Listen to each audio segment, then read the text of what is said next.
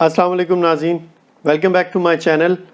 ہماری آج کی ویڈیو کا ٹاپک جو ہے وہ تھوڑا سا گزشتہ ویڈیو کے حوالے سے ہی ہے۔ گزشتہ ویڈیو میں تھوڑی بہت انالیسس جو میں نے آپ کے سامنے پیش کیے تھے ان کو مزید بہتر انداز میں آج آپ کے سامنے پیش کرنے کی کوشش کروں گا۔ اس ویڈیو میں آج جو ہے وہ ہم جن ٹاپکس پہ بات کریں گے وہ ایک تو ویزا ایشوئنس کے انالیسس کی رپورٹ ہے، اور نمبر 2 اس انالیسس کو جو ہے ہم بیک لاگس کے ساتھ اس کا انالیسس کریں گے، کمپیریزن کریں گے۔ اور اس کے علاوہ ابھی جو اپروپریشن کمیٹی کا بل جو پیش کیا گیا ہے department of home land security کے لیے فسکل ایئر 2022 کے لیے، اس بل کے حوالے سے بھی ہم بات کریں گے، اور اس بل کے پس منظر میں ہم دیکھیں گے کہ یہ بیک لاگس اور یہ تمام جو بھی ویزا ویسٹیجز ہے ان کا کیا معاملہ چل رہا ہے۔ تو اس میں جو پہلے نمبر پہ ہم ویزا ایشوئنس کی جو انالیسس رپورٹ ہے اس کے حوالے سے جو ہم باتیں کریں گے اس میں ویزا ایشوئنس کی ڈیٹیلز ہوں گی ہر ویزا کیٹیگری میں۔ اس کے علاوہ نمبر آف ویزا ویسٹیج، ہر سال کتنے ویزا ویسٹ ہوئے۔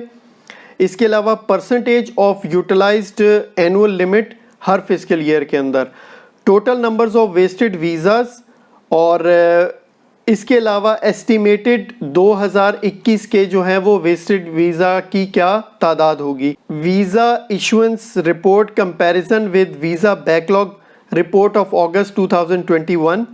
اس کے علاوہ ڈیٹیلز آف اپروپریشن بل جو کہ ریپریزنٹیٹیو مینگ کی جانب سے کچھ اس میں امینڈمنٹس کروائی گئی ہیں اس کے حوالے سے، اور اس کے علاوہ ایسٹیمیٹڈ اینول لمٹس کیا ہوں گی فسکل ایئر 2022 اور 2023 کی فیملی کیٹیگریز کے حوالے سے۔ تو اس کے لیے سب سے پہلے جو ہے وہ ہم کمپیوٹر اسکرین پہ چلتے ہیں۔ جی ناظرین، تو اب ہم آ جاتے ہیں کمپیوٹر اسکرین پر آ گئے ہیں۔ اب آپ جیسا کہ دیکھ سکتے ہیں کہ یہاں پر میں نے یہ فیملی اسپانسرڈ جو ہے وہ ویزا ایشوئنس رپورٹ 1992 سے لے کر 2020 تک کی رپورٹ بنائی ہے۔ اس کی تمام جو ریسورسز ہیں ان ریسورسز کے لنکس میں آپ کو ڈسکرپشن میں نیچے دے دوں گا۔ اس کے علاوہ میں آپ کو اس کی ریسورسز تھوڑی بہت دکھا بھی دیتا ہوں کہ یہ ڈیٹا میں نے کہاں کہاں سے کلیکٹ کیا ہے۔ اس کی ڈیٹیلز کچھ اس طرح ہیں کہ یہ 1999 تک کا جو ڈیٹا ہے 2000 تک کا، یہ میں نے یہاں سے CIS اومبڈسمین 2010 کی جو اینول رپورٹ ہے اس میں سے حاصل کیا ہے، کیونکہ یہ ڈیٹا جو ہے ان کی ویب سائٹ پر جیسا کہ آپ دیکھ سکتے ہیں یہاں پر ان کی ویب سائٹ پر باقاعدہ اسٹیٹ ڈپارٹمنٹ کی ویب سائٹ کے اوپر سن 2000 سے ڈیٹا موجود ہے اینول رپورٹس کا، اس سے پرانا ڈیٹا موجود نہیں ہے۔ اور اس کے علاوہ جو ہے باقی میں نے جو چیزیں اس میں حاصل کی ہیں اپروپریشن کمیٹی کے بل کی ڈیٹیلز یہاں آپ کو اسکرین پہ نظر آ جائیں گی۔ اسی طرح جو بل ہے اس کی مزید تفصیلات congress.gov کی ویب سائٹ پر ہے۔ جو گریس مینگ ہیں کانگریس ویمن، یہ 6th district of new York کی ہیں، انہوں نے جو امینڈمنٹس کی ہیں ان کے حوالے سے بھی ہم بات کریں گے۔ تو ابھی ہم سب سے پہلے جو ہے وہ انالیسس کر لیتے ہیں رپورٹ کا۔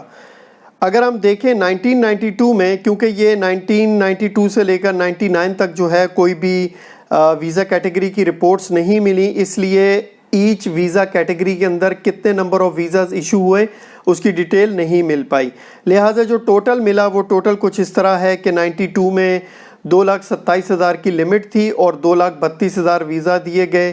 اسی طرح 93 میں 2,22,787 کی لمٹ تھی اور 2,26,000 جو ہے 2,26,000 کی لمٹ تھی اور 2,22,787 ویزاز ایشو کیے گئے۔ 94 میں 2,47,218 اور اینول لمٹ جو ہے 2,53,000 کی تھی 721 کی۔ تو اگر آپ اس کو دیکھیں رپورٹ کو، میں اس کو سلولی جو ہے وہ آپ کو دکھاتا جاتا ہوں۔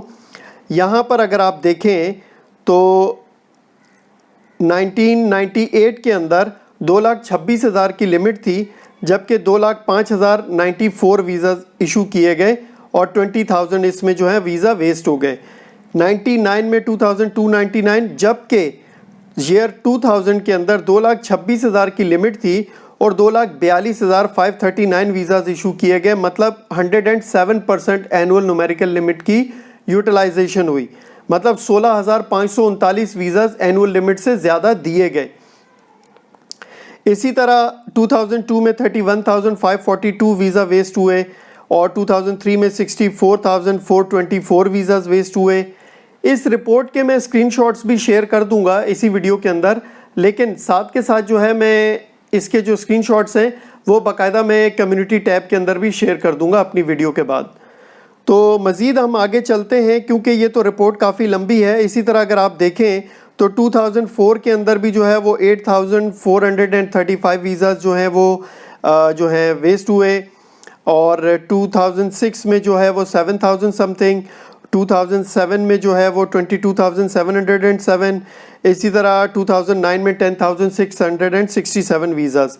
اور اسی طرح اگر ہم آگے چلتے جائیں تو مزید آپ دیکھیے کہ 2019 میں جو ہے وہ 16,248 ویزاز جو ہیں وہ ویسٹ ہوئے, اور 2020 میں 1,22,281 ویزاز ویسٹ ہوئے.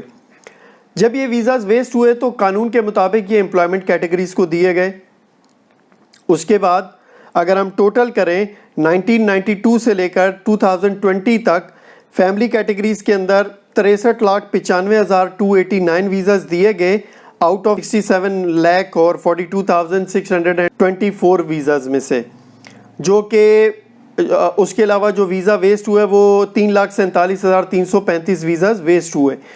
تو ابھی جو بل وغیرہ جو چل رہا ہے اور جو ابھی عدالت میں کچھ کیسز چل رہے ہیں اس کے مطابق یہ ہے کہ جن کیٹیگریز کے جو ویزاز بچ جائیں گے اس فسکل ایئر میں وہ ان کو واپس ملیں گے جب تک کہ وہ یوٹیلائز نہیں ہو جاتے, اور چاہے وہ 2 سال گزر جائیں, 3 سال گزر جائیں, 4 سال گزر جائیں.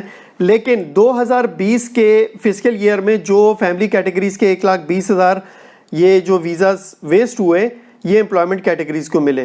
ہو سکتا ہے کہ یہ ویزاز جو ہیں واپس نہ ملیں فیملی کیٹیگریز کو, لیکن ایک اندازے کے مطابق, اور اسپیشلی جو میں چارلی اوپن ہائم صاحب کی جو ویڈیوز دیکھ رہا تھا اس سے مجھے ایک اندازہ ہوا کہ اندازاً 1.5 لاکھ کے لگ بھگ 2021 کے فسکل ایئر میں فیملی کیٹیگریز کے ویزاز جو ہیں وہ ویسٹ ہوں گے. تو اگر ہم یہ 1,20,000 ویزاز اس ٹوٹل لمٹ میں سے مائنس کر دیں ویسٹ ویزاز میں سے, تو ہمیں ٹوٹل جو ہے 2,25,000 ویزاز بچ جاتے ہیں. اس کے بعد اگر ہم اس کے اندر 2021 کے مزید 1.5 لاکھ جو ویسٹڈ ویزاز ہیں وہ بھی ایڈ کر دیں تو ہمارے پاس ریمیننگ جو ہے جو ضائع ہو جانے والے ویزاز ہیں ان کی کوانٹٹی 3,75,054 ویزاز بنتی ہے.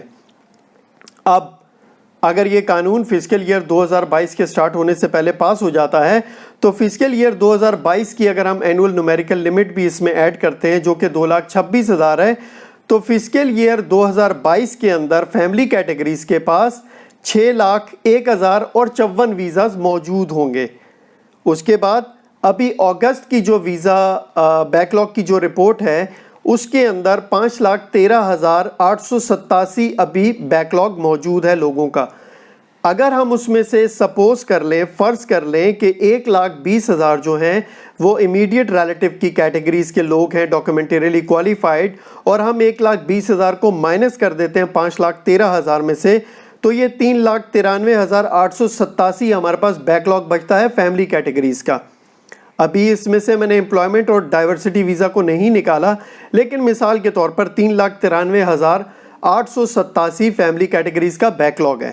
اب اگر ہم 3,93,887 کو 6,01,054 میں سے مائنس کر دیں تو یہ ٹوٹل ہمارے پاس فسکل ایئر 2022 کے ختم ہونے پر تمام بیک لاگ بھی ختم ہو جائے گا, اور اس کے باوجود فیملی کیٹیگریز میں فسکل ایئر 2023 کے لیے 2,07,167 ویزاز موجود ہوں گے.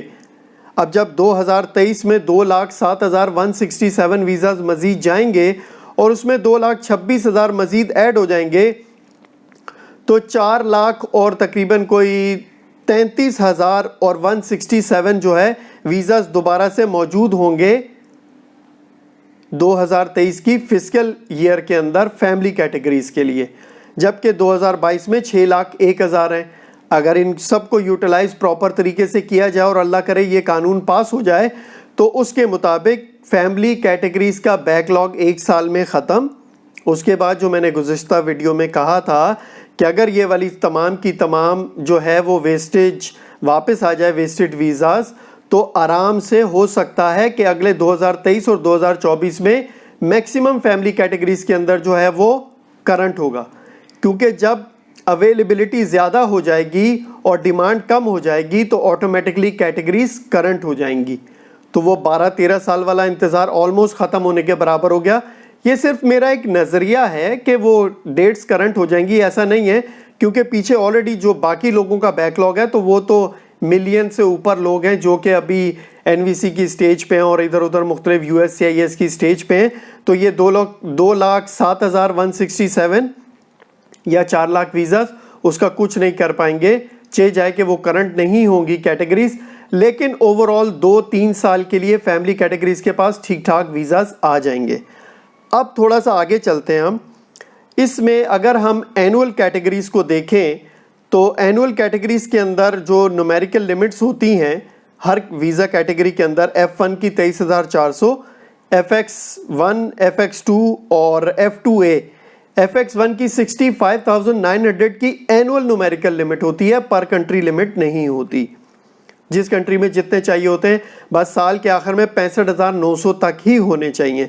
F2A کی 21,984، F2B 26,266، F3 23,400، F4 65,000. اب اگر ہم کیٹیگری وائز اس کا ٹوٹل کریں تو کیٹیگری وائز اگر ہم دیکھیں تو اس وقت 5,10,123 ویزاز F1 کیٹیگری میں 1992 سے لے کر 2020 تک دیے گئے. 11,62,899 ویزا FX کیٹیگری میں دیے گئے 1992 سے لے کر 2020 تک. F2A کی کیٹیگری میں 4,11,278 ویزا دیے گئے.